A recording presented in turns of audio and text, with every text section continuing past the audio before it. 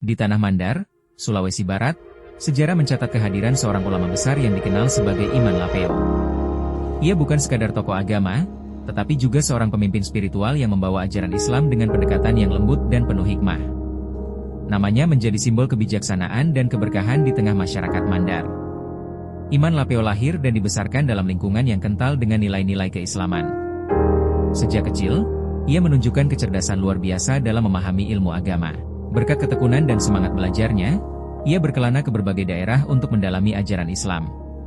Konon, ia menuntut ilmu hingga ke Tanah Suci Makkah, menimba hikmah dari para ulama besar, dan membawa kembali pengetahuan yang kemudian disebarkannya di tanah kelahirannya. Ketika kembali ke Mandar, Iman Lapeo melihat bahwa ajaran Islam belum sepenuhnya dipahami oleh masyarakat setempat. Dengan kelembutan dan kebijaksanaannya, ia mulai berdakwah dari desa ke desa, menyampaikan ajaran Islam dengan cara yang mudah dipahami oleh masyarakat. Salah satu pendekatan uniknya adalah memadukan nilai-nilai Islam dengan budaya lokal. Ia tidak serta-merta menolak adat istiadat yang sudah lama ada, tetapi justru mengislamkannya agar sejalan dengan ajaran tauhid.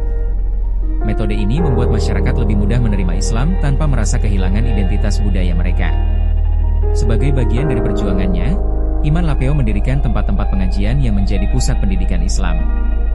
Disinilah ia mengajarkan berbagai aspek agama, mulai dari tauhid, fikih, hingga tasawuf.